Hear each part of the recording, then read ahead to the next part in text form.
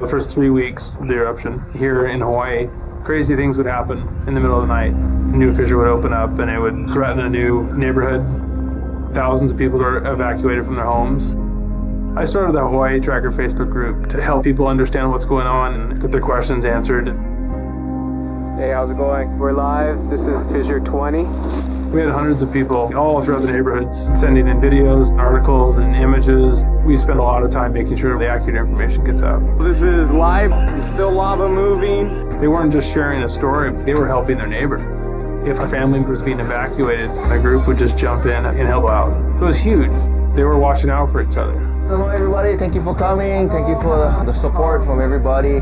As we go through this, we're growing closer together as a community.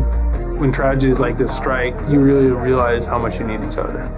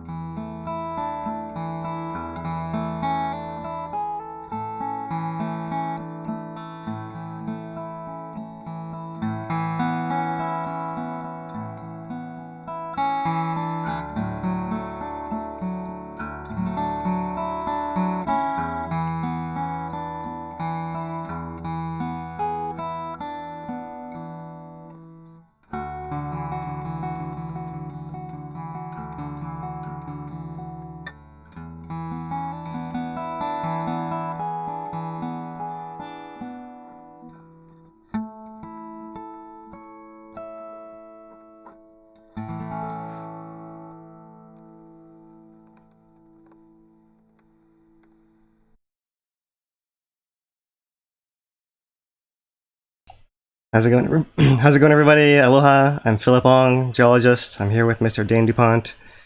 We'll be manning our chats on tonight's live update on Kīlauea volcano's ongoing summit eruption.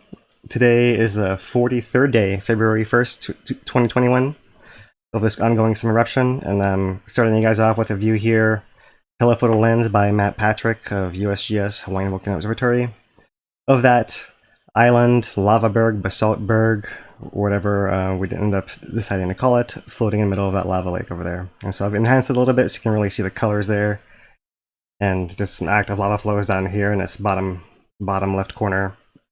You can kind of see this big cinder cone looking thing in a majority of it, with kind of these long lava banks on the side where it was sloshed over when the lava was a little higher as it was filling up and kind of rising with that rising tide of the lava. So that's one of the new views we have of the volcano today. This picture was taken, I believe, yesterday on the 31st. But we'll keep going, you guys, and show you guys another view here, the wider angle. So the island that we see there is actually in here. So normally we kind of see it in less resolution like this. You kind of see a few steam vents on there, but today we actually can zoom in on this. This is actually pretty good resolution. We can actually going all the way to where it even looks like we can see some overhangs with some holes and some orangish rocks in there. Maybe there's some glowing rocks in there. It's hard to really tell what's going on right in there. I'm gonna zoom way in for you guys here. Right, what's going on in there? Could be some of these reddish, orangish rocks getting baked, but it's also an area that has lava kind of underneath all this rubble and all in here, and kind of possibly eroding at the bottom of this side of this island over here. And that might be how some of these chunks actually end up falling off, right? These big blocks falling from above here on the edge of this cliff, rather than being pushed from below right over there. So kind of getting eaten away from the bottom here on the edge. Interesting things here. You can kind of scan up and see lots of this spatter rampart, spatter cone, crack. Looks like a cinder cone, really. Not unlike a pool or, you know, one of those similar kind of cinder cones that you get from all that tephra, all that frozen lava falling back down around the vent.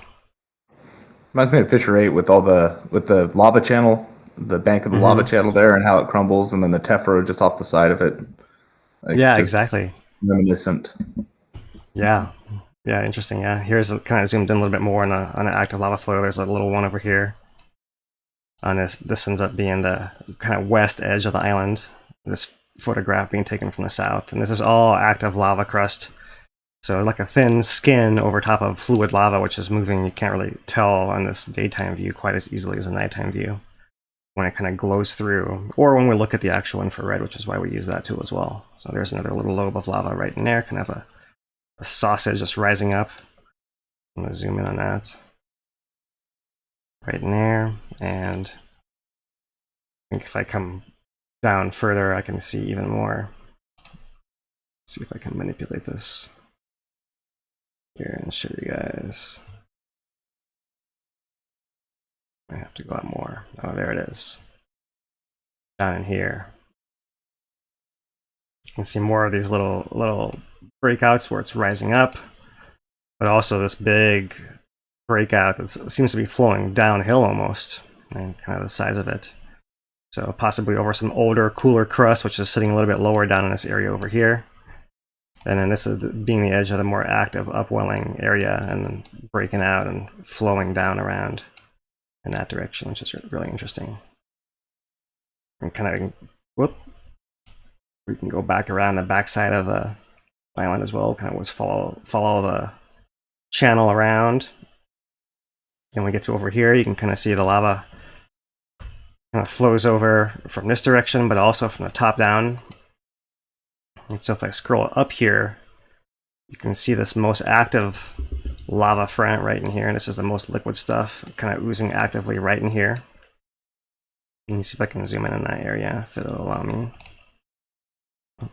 More, no less. All right, there we go. And so there's that active lava flow right in there. You can see it's kind of oozing over the edge right in there. That really silvery, has hardly any cracks in the crust because it's actually still essentially liquid. Really plastic, hasn't really solidified all the way there yet.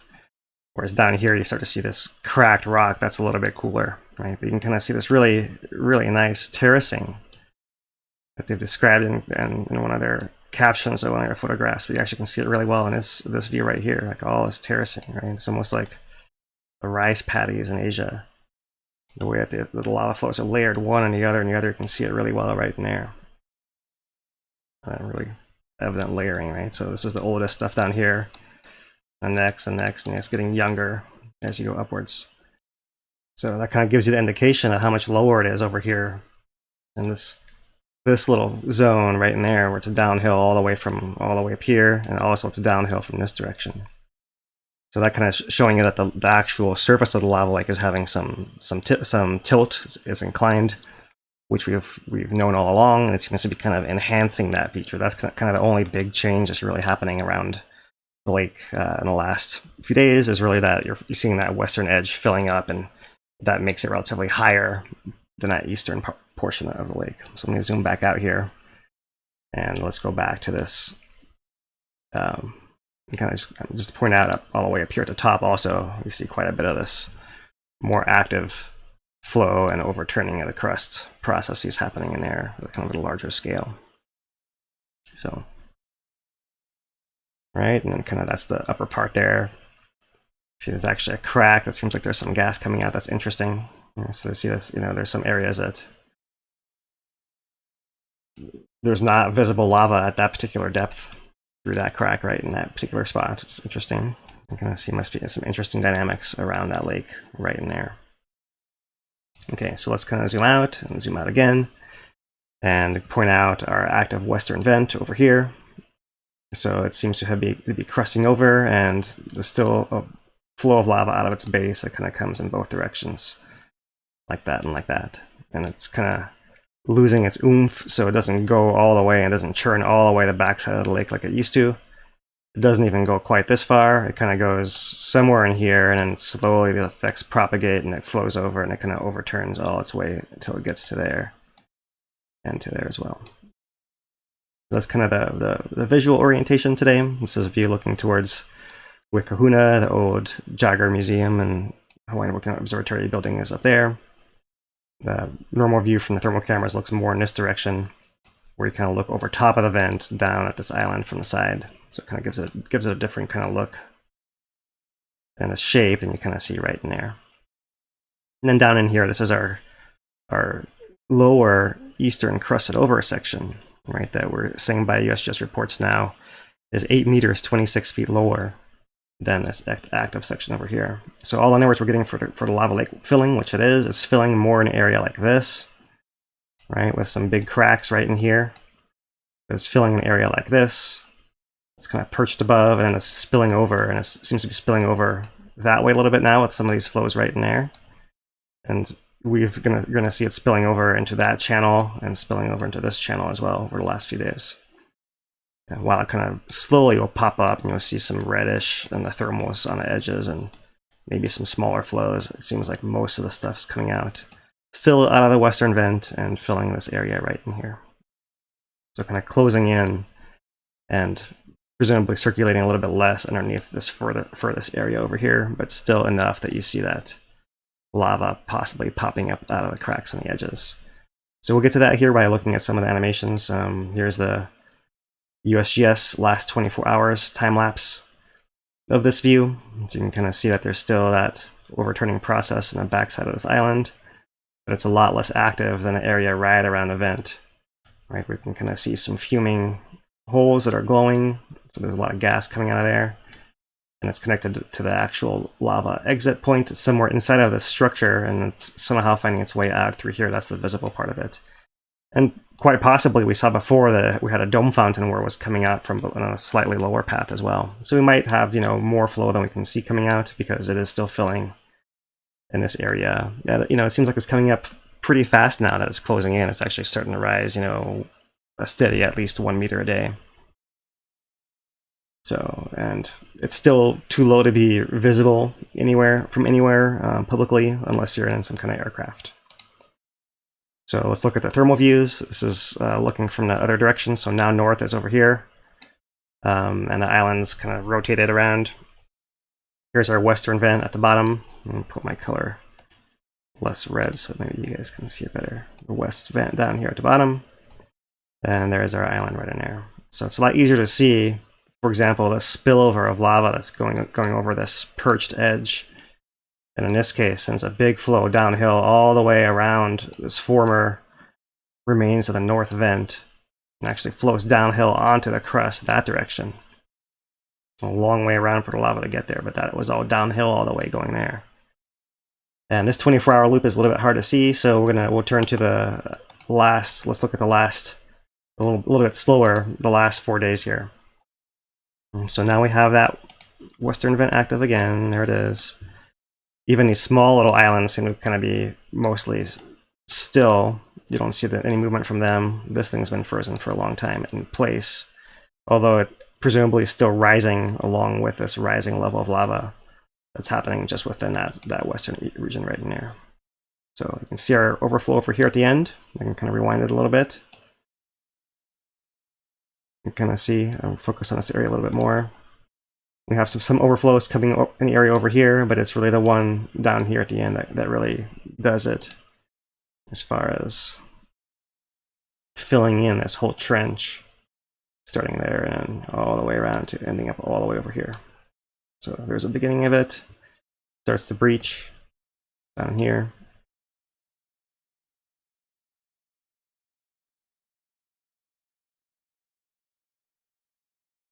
I guess that was an early one, and there's a later one coming here.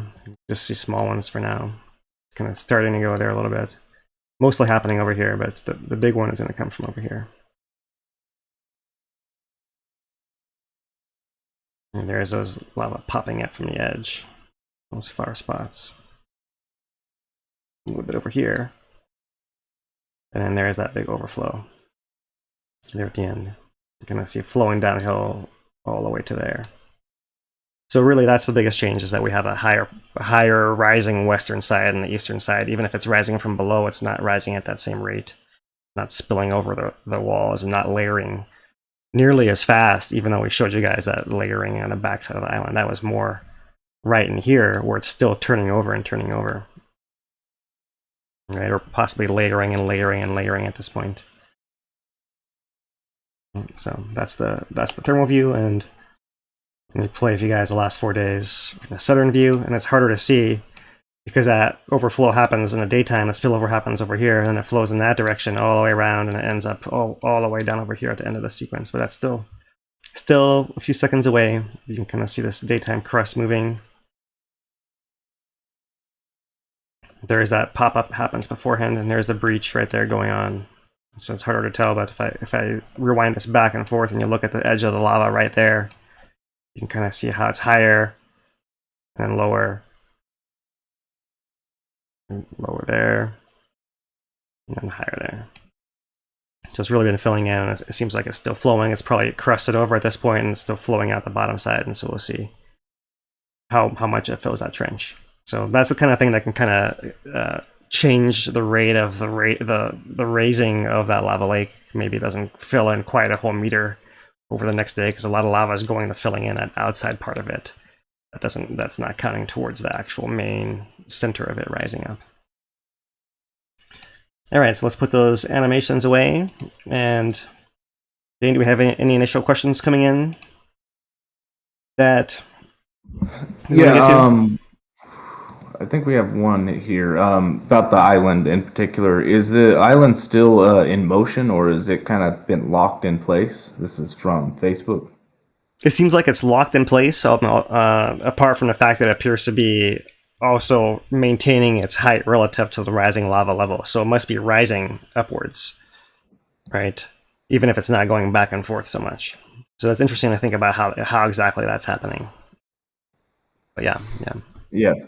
And we do have one more from YouTube. How likely is the west vent to collapse, as the cone itself looks like a quote-unquote rubble pile?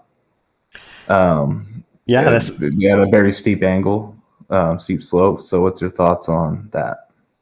Yeah, something I brought up our last update is, like, how coherent is that structure, and when lava level rises to the height of where the lava is coming in, will it actually hold back any kind of drain back, or will it just crumble with under the swirl of lava that's nearby? Because we've seen other material of that north vent cone actually just get lifted up and floating above, right? That's how light and uncompacted it is.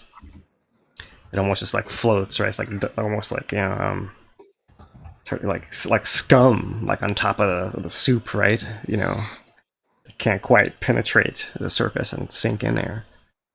Right. So that makes me wonder. We also have a few people asking about the name of the island, and we had the name submitted that you talked about last time, but I haven't heard of anybody naming it for real. Nothing official. I think the idea that I like the best, I can vote for whoever is going to take name. Let's not ask the state board. It'll take 2 years, but maybe more. But we've talked about how it's actually a moving, drifting thing. So something more like a boat, or the Hawaiian va'a, a canoe, right? So that might be something more appropriate. And then I don't know. It's the pit is called Kalua Pele. If you look at the park map nowadays, the pit of Pele. I don't know if it's Pele or not, but so something like that. I don't know, involving those elements. But I think geologically, I think the USGS was kind of I don't know, maybe saying that they like basalt berg, but to be seen. They're still calling them islands, rafted islands, floating islands. It's a long tradition. No consensus. Yeah, no, the consensus isn't there right now on what to call it. Even just describing it is a little different. Right. All right, but that does it for me right now. If again anybody in chat, drop your questions and we'll get them fielded as best we can. All right. We'll Thanks, do one Dane. more segment at the end. All right, so we'll move on to showing how that lava lake is still filling. So still filling at that slow, steady rate, although maybe a little bit more at the end here, where it's kind of closing in and rising slightly faster. I'm not sure how well that's reflected here. But our latest number from the USGS text update, this is where all this information is really coming from, is 212 meters, 695, so just about 700 feet, maybe by the point of this broadcast, maybe it might be 700 feet deep. Underneath that west vent only, because as we've said, it's that 26 feet or more lower on the east side, right? Where the actual bottom deepest part of the crater is more over that way a little bit. So, no new gas measurement here, and a similar kind of thing, they talk about this western thing confined. Here's where the 8 meters 26 feet comes from, is from this text update, and more information for you guys to read at your convenience on the USGS daily update site. So the next thing to discuss today is earthquakes. Actually, I was just looking how we've had earthquakes all over the map today. Kind of mostly in the south part, right? But there, here's one all the way in Captain Cook. There was a 2.1 that was very deep, 43 kilometers deep, 44 kilometers deep. Some around Mauna Loa, area up in here.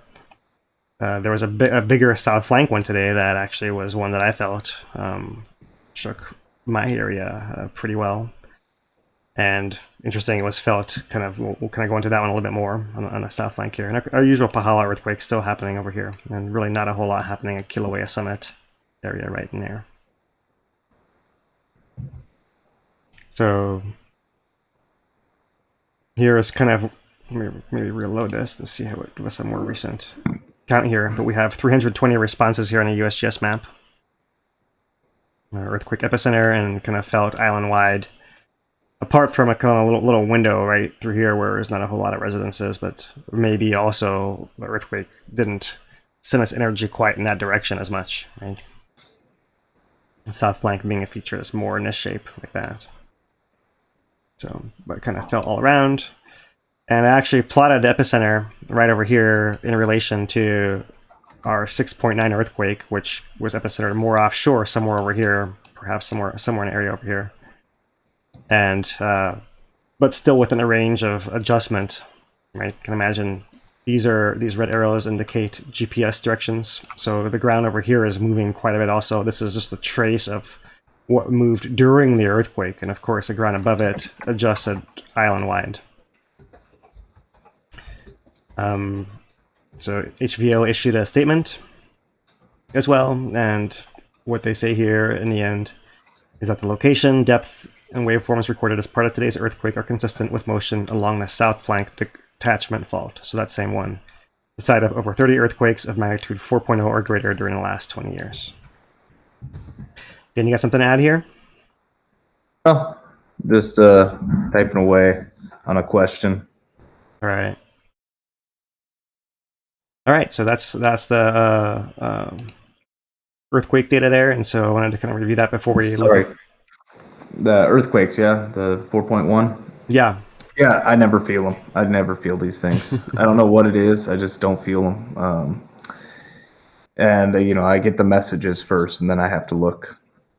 Right. But yeah, it's pretty close to that magnitude 6.9, or where was that in relation? Did you show that, the 6.9 to this one? Yeah, I didn't actually have the 6.9 plotted on here, but I've kind of showed, an epicenter is kind of, if you were to pick one single point spot of where the earthquake went, but in the end we did a model, and this is more or less the area rather than a single point that actually slipped. The 6.9 is that whole zone right there in blue on this map. So yeah, we're right essentially within that zone at the very edge of it. And That was 6.2 depth on the this one. Or what was it? 6.3 kilometers? Yeah, so that one was it was a little shallower, right? But it's part of that whole stack, right? The way to imagine that south flank is like a stack of magazines, and so there's all these different layers that can kind of shuffle and move one on top of the other, back and forth and back and forth. And so even if the one at the bottom moves a whole bunch, you know, it's related to all of them moving. The one at the top moves a whole bunch. They're all trying to go in the same direction and shuffling their way over there. And that's more or less the dynamic there. So. They're all horizontal planes at those depths. Go ahead. Sorry. Well, we have a super chat from Two Pineapples. Mahalo for that. He thanks us for our time and knowledge. Probably mostly you on the knowledge part. Well, it just happens that this particular topic, right? There will be other topics we'll cover in the future that maybe, it just kind of depends on the day here. So, all right. So, mahalo, Two Pineapples. So we will move on from the earthquake here to the deformation data.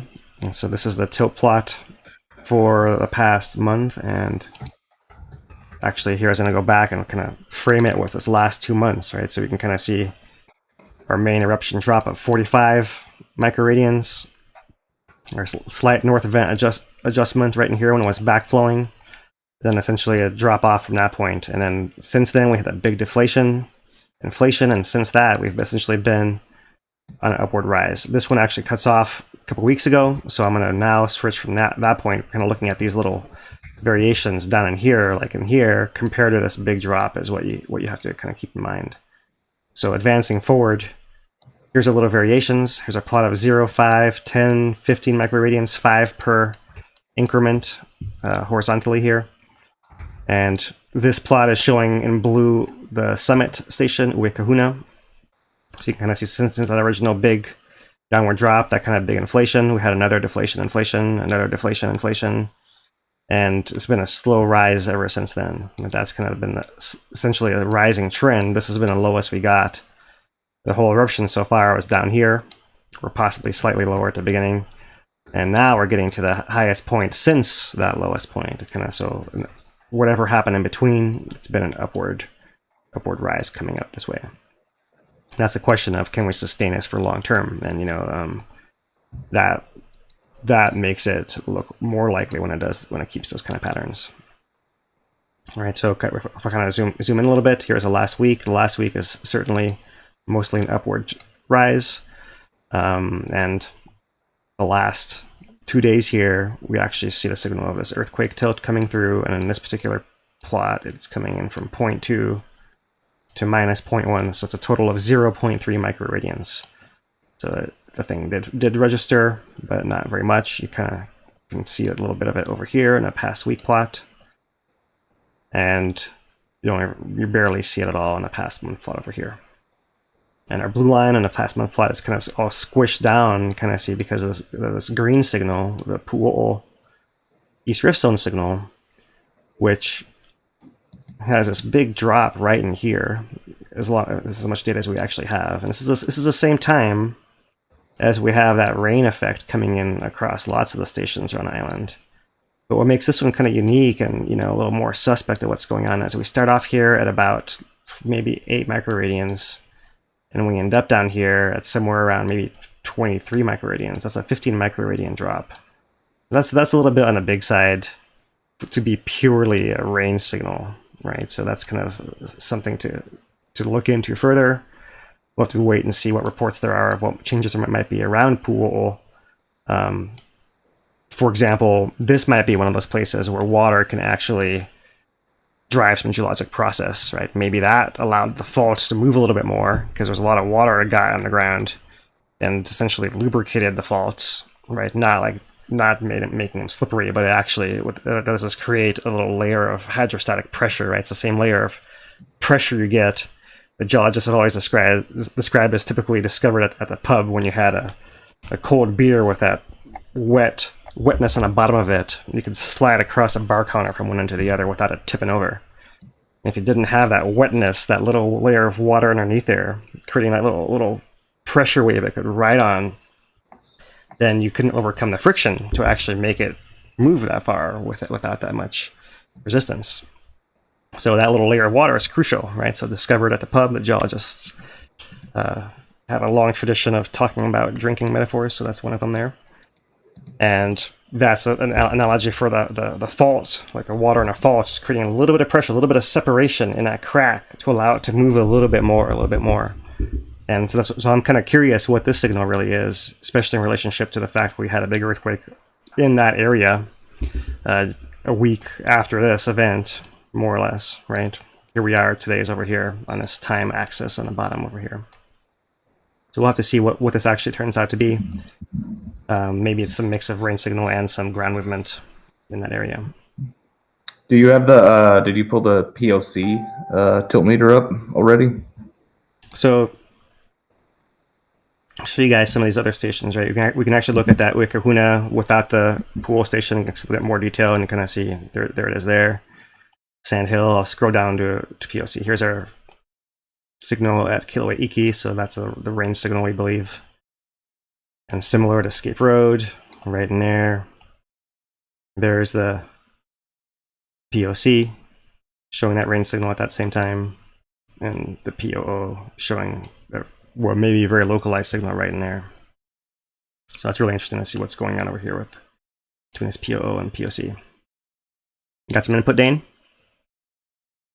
No, isn't that the north POC, the GPS, the corresponding tilt meter, that one, the POC one? Just trying to envision where it is on the cone. I think it's on the north side, I want to say.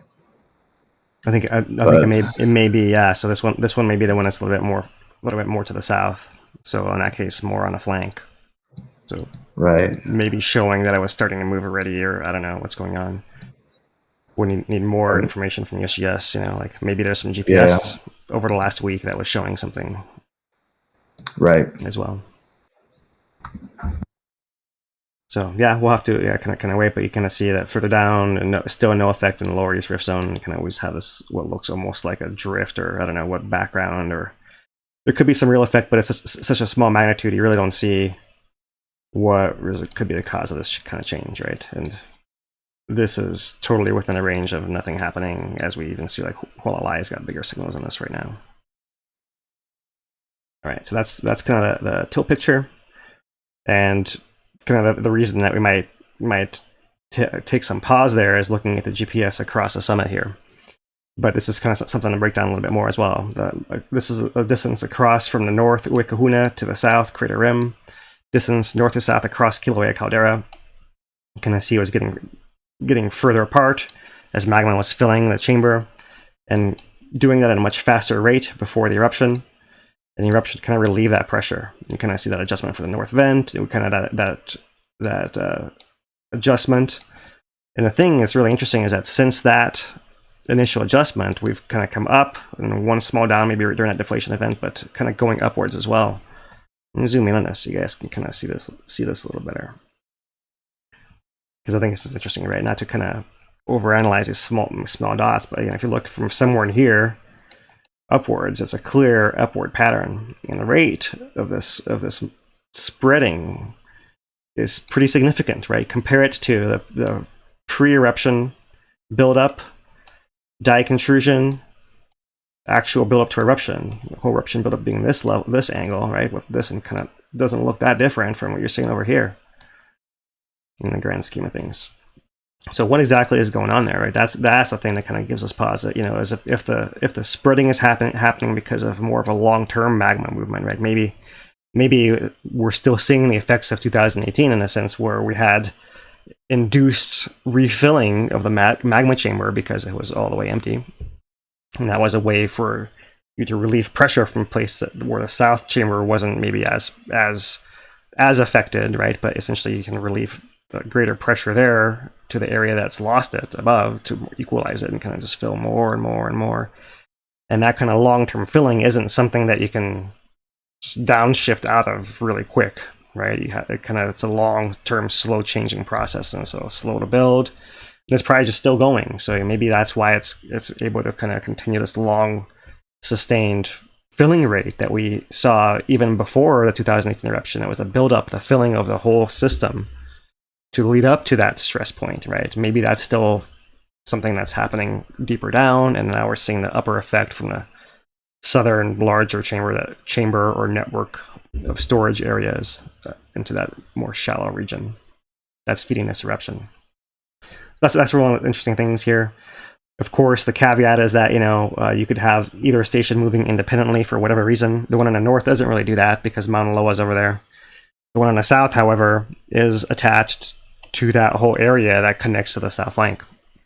So you do have the caveat, well, if the south flank starts moving and it's doing something again, independently of the magma, right? We kind of think of the magma in the East Rift, for example, and the south flank taking turns in the driver's seat of who's driving the car, of what's actually causing adjustments on a volcano.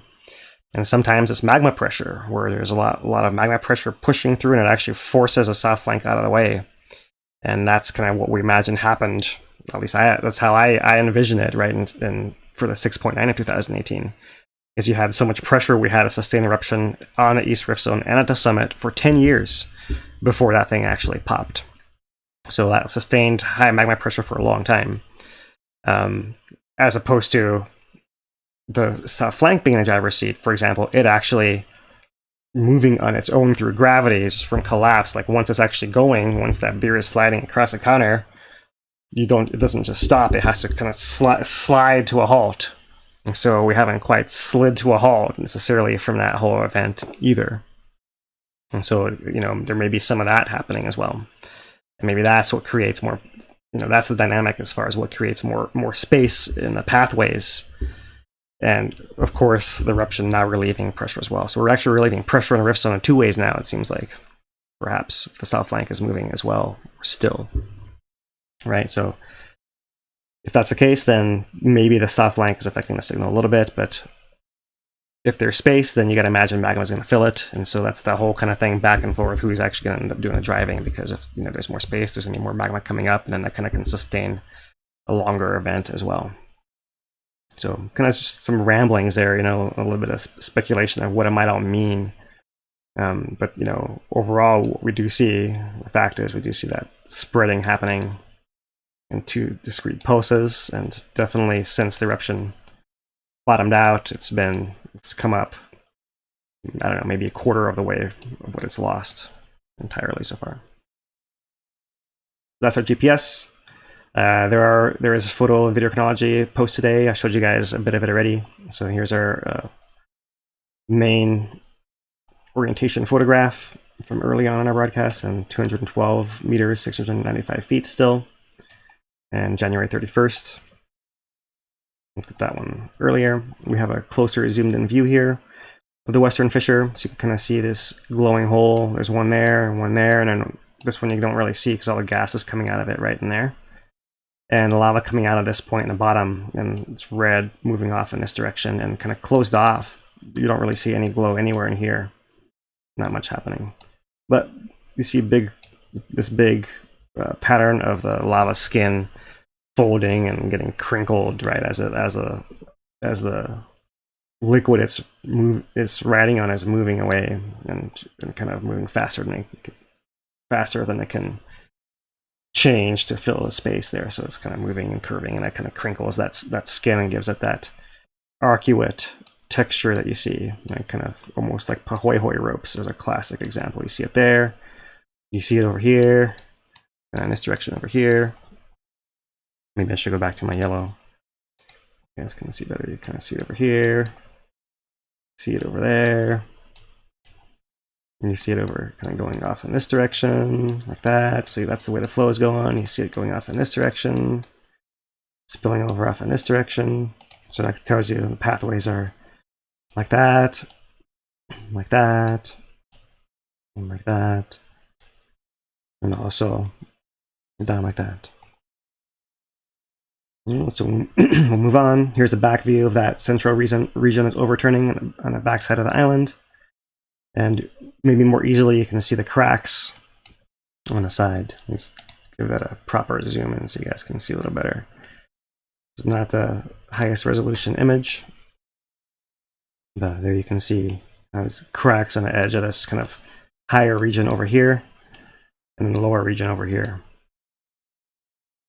So perhaps what's happening is you're seeing a differential and rise on this side of the crack.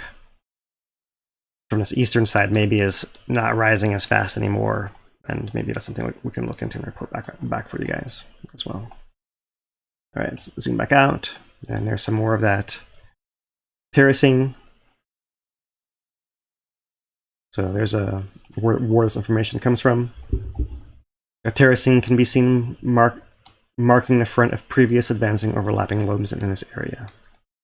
And that's where it essentially comes from. And there's that island picture, the main island. And then some more examples of scientists collecting tephra, the deposit from December 2020 on the southwest rift zone. That's an area that's kind of cracked near the summit, so an area that's easy to get to downwind of that main explosive fallout. And so you can see that the scientists here are collecting these rocks to kind of put into the catalog of all the chemistry and size and description of, like, how it fits into the record of this happening many times over the life of Kīlauea. So if any of you guys saw the virtual walk with geologist, volcanologist Don Swanson, he talked a lot about these kind of deposits in that video, and this is kind of just the newest layer, right? And one thing he mentioned was how this layer is not from December 2020, right? But there's a layer of Pele's hair that's that actually accumulated in between that 2008 and 18 era of lava lake bubbling away at the summit, and then the 2018 ash and fallout. And now we have a 2020 layer on top of that, right here. All right, so moving on, here's another view of the active west vent from the south rim. So you can kind of see it's kind of got this broad base, but you imagine it is that kind of looser material, so possibly would be rafted as well, right? And kind of see it. Otherwise, that's the real question: is what's going to happen as this exit point rises higher and higher and higher up this structure, right? Because this exit point is on this upper perched edge of the lake, where it may actually affect it. Right? We have seen that there are other vents that opened up on the side before, where it's come out over here. So that's something that could always happen again if we see some pressure changes locally around the nozzle of this west vent. So that was the west vent. That was the 31st as well, or actually that's the 29th. So a couple days further back. And here they're describing how the west vent is almost completely crusted over and effusion is slow from the base of the spatter cone. So that's where this information is coming from. At least on the surface, you see a little bit of reduced flow. Maybe there's something coming out a little further down, but we'll have to wait and see.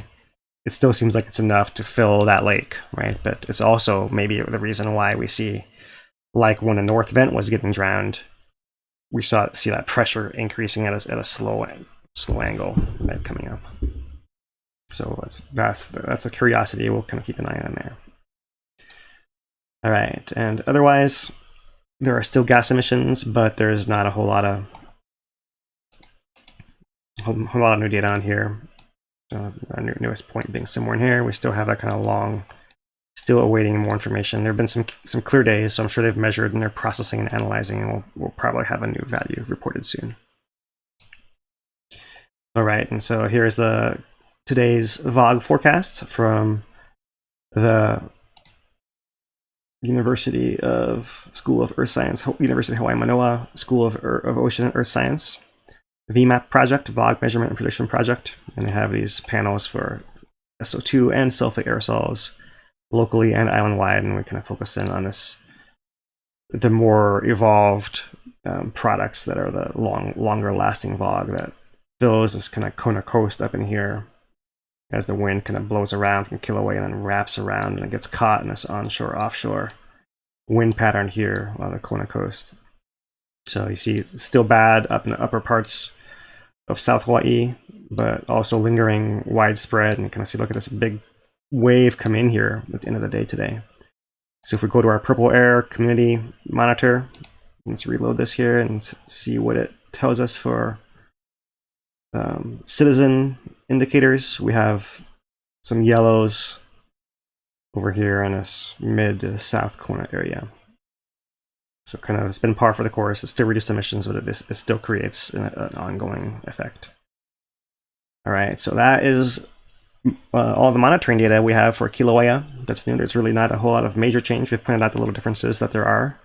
There is one more piece of news that came out of HVO today, which is there's a new scientist in charge been named. And it is Dr. Ken Han, this gentleman, who has a history at the University of Hawaii in Hilo and with the Hawaiian Volcano Observatory as well. So welcome, Dr. Ken Han.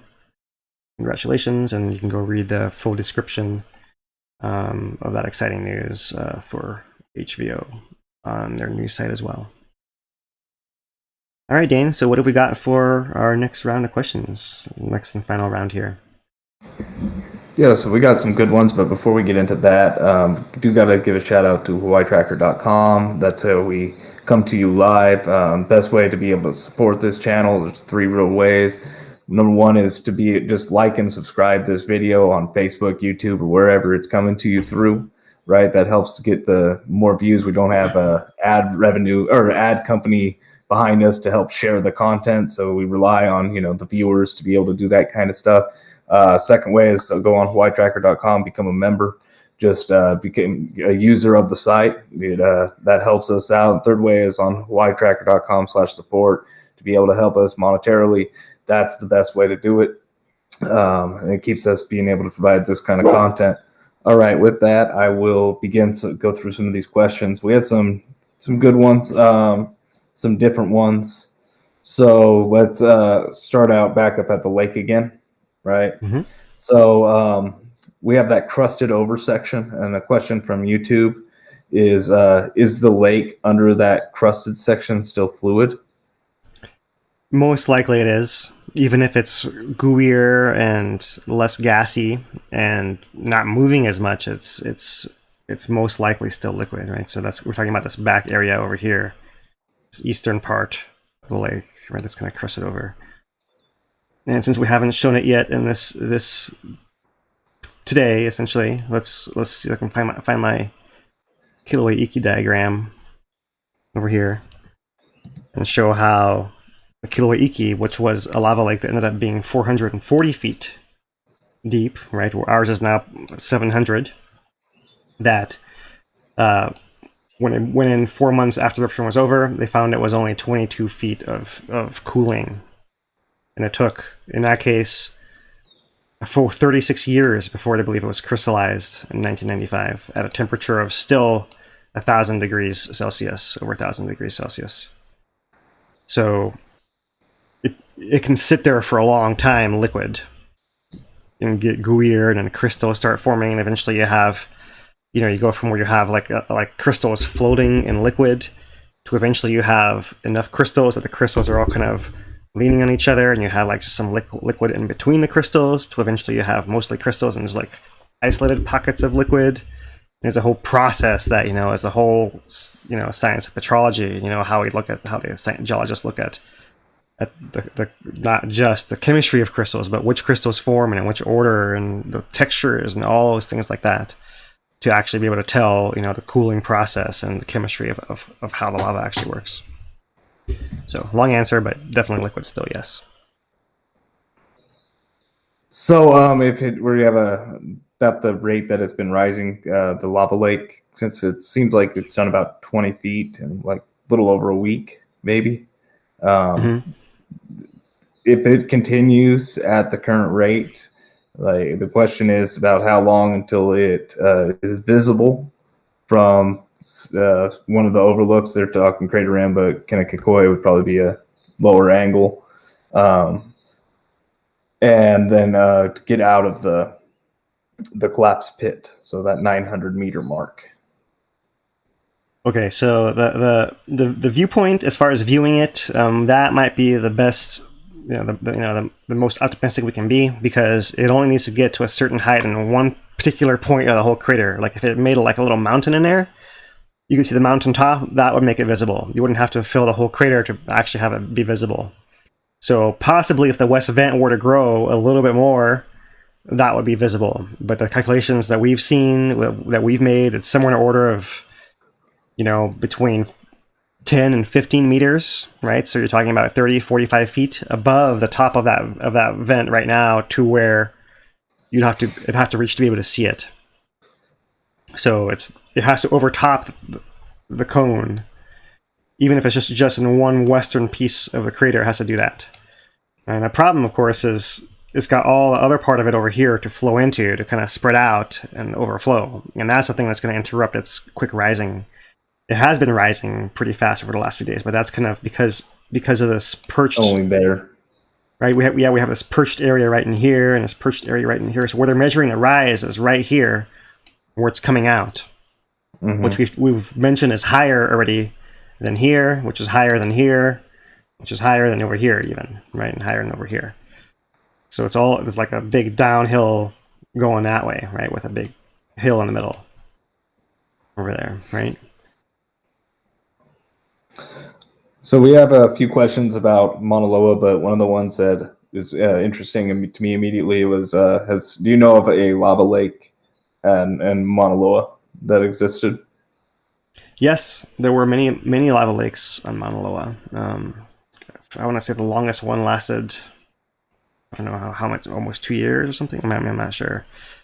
But yeah, there have been some long-lasting lava lakes in Mauna Loa as well. Yeah. Right. Maybe we can go into a little bit more Mauna Loa history one of these times. That'd be good. Some of those past eruptions. Yeah. Right.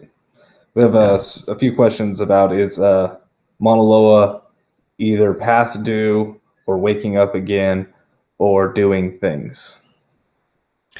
She is doing the same thing she's been doing for years now. So what she's doing isn't changed, and she is slowly building towards an eruption at some point in our lives. Yeah, and right. There you go. We can calculate averages and recurrence intervals, but they don't mean anything to a volcano. It doesn't care what the average is. It's just like, when is it ready this time? And that's a complicated formula of, all the volcanoes around it, and the pressure building within it, and how much space it has, and the rate of rise, and how gassy the magma is, and all kinds of things like that. Right? How many times does it stop along the way? There's all kinds of things that can affect that. And even though many people, including myself, thought she would be ready a lot sooner than this, she's just still not ready. And she's still filling. And at some point, she will be ready, right? And normally that involves some adjustment in a Kawiki fault between Mauna Loa and Kīlauea, or on one of the other faults on the south or on the Kona side. And those haven't happened to portend some future Mauna Loa eruption in a shorter term, right? That's kind of one of the early signs we haven't seen. Well, if you had to speculate a little bit on that question, you're not going to like this one. So what's the long-term forecast for the area around Kīlauea? That's a question from YouTube. The area around Kīlauea. More or less active. Well, if I had to speculate right now, I'd say Kīlauea will retain its high level of activity, right? That's kind of what I was speculating on a little earlier. Right.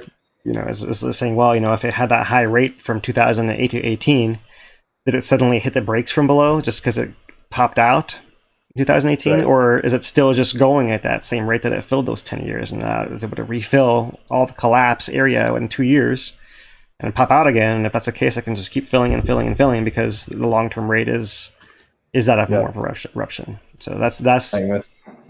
You have the magma supply from depth. Yeah. So kind of where it relates to. Yeah. So, looking at we're going back to the same lava lake. Can you estimate how high the bluffs are on the island, Rafted Island, Basaltberg thing? Yeah, so we don't have to speculate. We can actually go find the USGS update. Let me find it over here.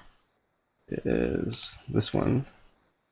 And down here, when you look at the Halemaumau observations, this one today doesn't actually have the height of that island, but maybe we can find one. I'm not sure if I'll find it on the search that way, but let me go back to. Let's go to the. I'll show you guys how I'll find something that I don't quite have ready. We'll go to the HVO site to start. And in this case, we'll go through to latest information right from the front. The volcano is erupting. And let's go to the posts that show the island a few days ago, perhaps.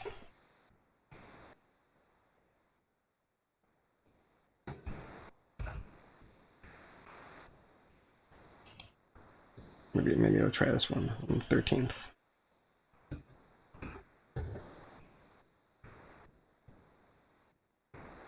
And we'll see if there's some. No, that one doesn't really show us the distance.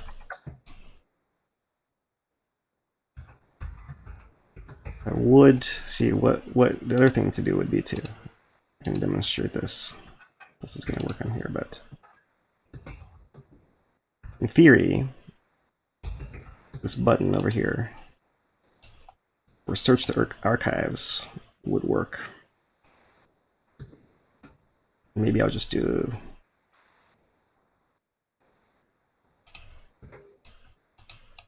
it does not work on my browser. Let's just try a last 7 days automatic. Yeah, unfortunately would open my other browser, but I might risk the quality of the stream, so that's why that is not working. I think that's all right. Yeah. So okay, but it was something like 26 meters to the top of this high part from the bottom of the lake, something like that. Right. I want to say. So that was something like 70-ish, 80 feet to the high point, and then the low edge over here might have been similar to that 8 meters or 26 feet, like from here down to here, and then over here quite a bit higher, right? So in profile, like a little ledge, then a high spot, another little ledge, and over. So that's the best I can do. What do you think? Another question from YouTube. This one. What is the consistency of the island? Is it kind of like a floating piece of pumice, or is it like a basalt rock, like more like we're used to on the Pohoihoi or I mean, I think it's like it's a floating pile of cinder essentially, right? Kind of fluffy lava rocks that have a lot of gas space, like bubbles trapped in them. That's like I can zoom in. You guys can see what it actually looks like. There are some bigger blocks, but there's quite a lot of this kind of ashy, kind of pumice like material is in here, I'm sure, as well. But also like the actual tephra that's like centimeter sized or a little bit bigger, right? So I mean, I don't know how can you describe this if you try to mix cement with like a bag of cement, you pour it in but you don't mix it, and there's like one little island of cement that's like not touching any of the stuff that hasn't actually quite just kind of sitting above, like something like that. Or you pour some, you're making kind of powder drink, you pour the powder in your drink and it doesn't kind of clumps together and it's got some bubbles that kind of, I don't know, depends on what it actually is, I suppose, but it's like it's kind of like a foam almost, right? I think of it almost like a foamy for rock. A lot of airspace, not very light and not very dense compared to a solid rock with no gas trapped inside of it. Right. So let's get out of the caldera and take a question on the Helena slump, which is one of the hot things on YouTube to talk about when you discuss Kīlauea, but how does these earthquakes actually affect the Helena slump? The earthquakes that we had today, and like the movement of the south flank. Well, so yeah, I'm not sure I have the right images to really show it well. Yeah. But I do have them somewhere. I just- just don't have them open. But so a lot of times, so this part of it is that there's like some different terminology, I suppose, right? Because you do have all these fault scarps. So this is Hilinapali over here, right? It's kind of this fault scarp. Well, actually, not all the way over here. So more. Let me see. So if here's Kīlauea Summit, then it's more over here in the southwest part, right? Not so much in the east part. Right, there's a campground in the park that's right in here at the base of this kind of series of fault scarps. So if maybe we can zoom in a little more. This is just like a shaded relief here, but that's a top of one of these fault scarps, and here's another one, and here's another one, and here's another one, and this is all the same structure essentially that is guiding it. That is, further to the east is that master south flank structure. Right, so you can see that this particular fault line goes all the way to the coast over here. If you go in a park, you drive down in the park, you hit that hairpin turn, go down that steep slope with the Mauna Ulu lavas that kind of come and fan out from above here. Right, that's that same pali. Pali in Hawaiian is cliff, like a cliffside, or a steep hillside. And so that's the upper part of this fault. You can see to the west, it goes all the way over here, right? So Kīlauea Southwest Rift is over there as well, and it also has kind of a structure. So if you were to cut this in profile, make a slice across it in this direction, and look at the side like that, right? You'd see each of these faults has like a scallop shape, and they do connect at some depth into like a master fault, which is the bottom where everything moves. And that's a structure that's down around, it varies 6 to 10 kilometers down. It's like that stack of magazines I described before. So you can have actually quite a lot of layers, and some areas move more than others. And the more they move, you can kind of powder the rock and make it so it's easier for it actually to kind of keep moving there. And that's why earthquakes might happen more in one place over time than other places, because over time it kind of can work itself into a better place for the movement to happen. So normally when on YouTube we hear about healing a slump, you're talking about this whole side of the island falling off. And so there's kind of, the most extreme view you might say is, okay, the rift zone is all the way over here, then maybe all the way to the rift zone might be susceptible, and this whole chunk of island over here, land, could slide off into the ocean.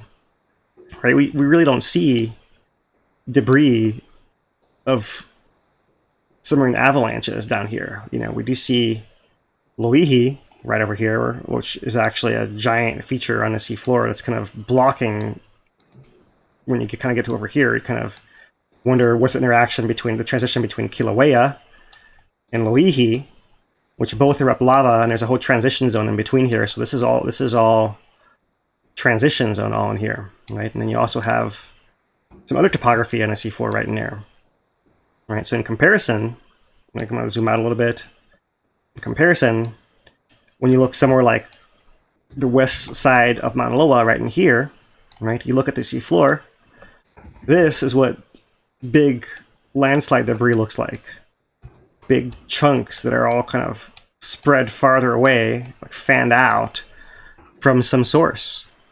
Right, look, there's actually a big channel right in there where all this stuff goes flushing down.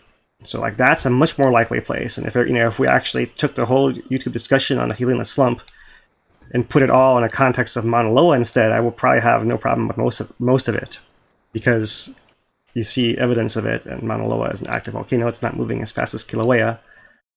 On Kīlauea,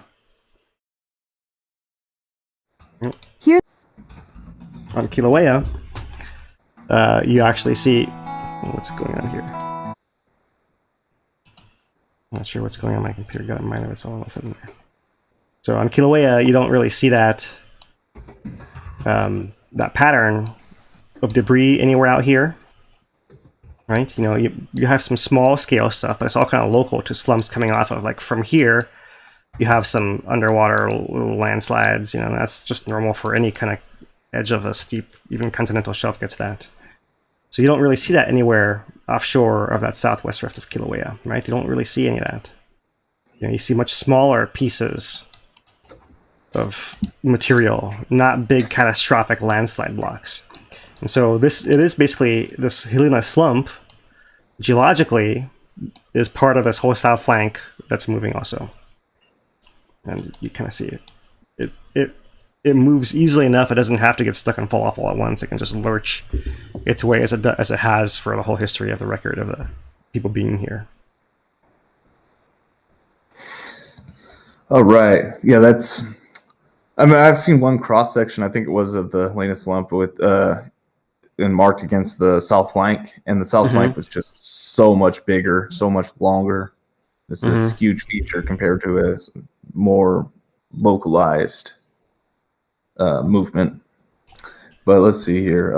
Yeah, maybe you can find it if I can look. Maybe you can find a cross section here somewhere. Right.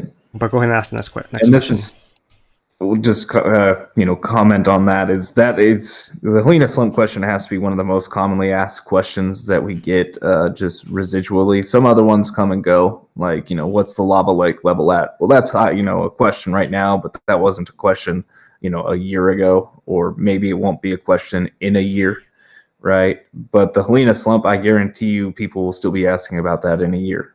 And it, linking it with mega tsunamis and these worst case scenario, doomsday, talk. That's right. It does really well on YouTube. I'll tell you that much, because it's where there's every video I see on Helena slump. It's got what's his name? It just basically edited to the point where it's sensationalism. Here we go. I actually found a Helena slump on a geologic diagram right here. So this is actually a cross section taken across Kīlauea, right? Kind of showing from seismic readings where they imagine these faults are and the shapes they essentially are, and that's based off of the same kind of technology they use to search for oil and gas, for example, right? Kind of receiving signals back through the water and through the land as well. So it's kind of longer than my screen here, and it's kind of short and squat. So I might zoom in and kind of go from on the volcano to offshore, right? So some of the Kīlauea would be somewhere off over here, and the rift zone is kind of off to the side. And so we have here's the upper part of the flank, and here's all these different faults that are the different sheaths of magazines, all these different layers, right?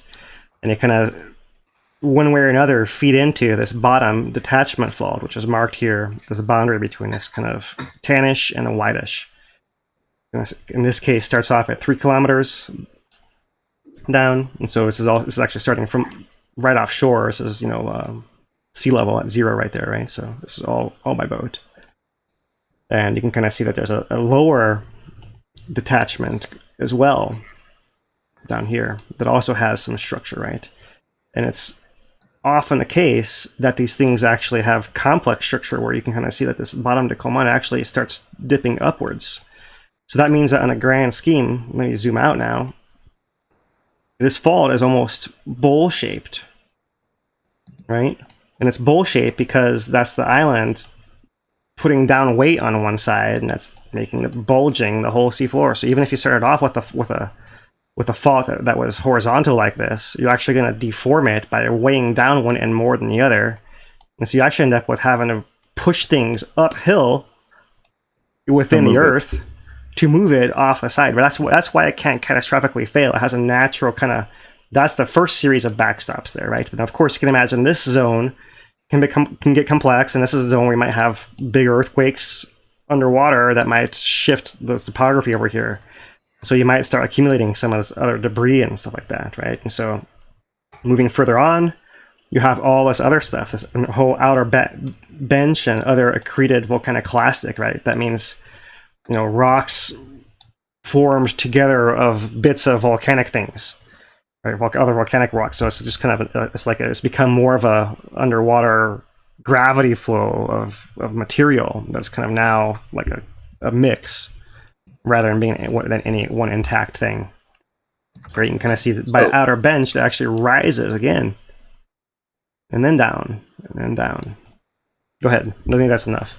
So yeah, the one question kind of relates to it. I've seen this one a few times actually. Is can liquefaction happen at G1 during a hard quake? Can liquefaction happen? Yeah, basically. So to have liquefaction, you have to have a layer of essentially unconsolidated something like sand, right? And not only that, studies have shown that like the rounder the sand, the older the sand grains, like the easier that is for it to happen, because that way that they can bounce off. Because what you have to happen is you have to, during the earthquake, actually have those sand grains bouncing off each other enough to liquefy to form it flowing. That means that if you have any edges that can catch on each other and stop the flow, then that impedes liquefaction as well, right? So only certain kinds of loose sands, and we don't really have sand deposits so much here.